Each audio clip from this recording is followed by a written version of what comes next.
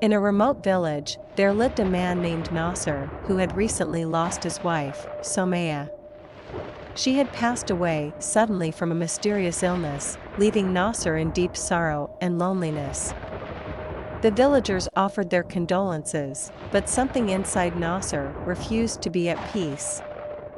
He couldn't believe that his wife was truly gone. One night, exactly a week after Somaya's death, Nasser decided to spend his last night in the room where Somaya had died. He felt that something in that room was unfinished. With a candle in hand, he entered the room and closed the door behind him.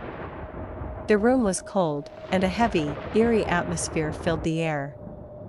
Nasser sat beside the bed and stared at Somaya's picture, which hung on the wall. Hours passed as Nasser thought about their memories together, when suddenly, he heard a faint sound, a soft whisper, as if someone was speaking into his ear. He looked around but saw nothing.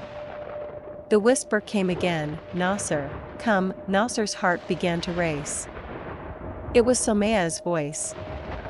He turned toward the sound and, to his horror, saw the door of the old wardrobe, which had always been locked, slowly creaking open. From within the wardrobe, a shadow slipped out, a shadow that eerily resembled Somaya. Frozen with fear, Nasser couldn't move a muscle.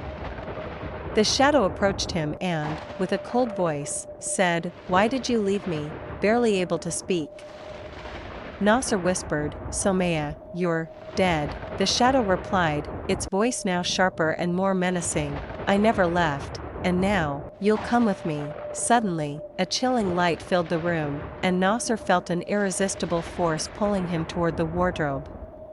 He tried to resist, but his legs felt like lead. The candle in his hand flickered and then went out, plunging the room into complete darkness. The next day, the villagers came to Nasser's house, knocking on his door, but no one answered.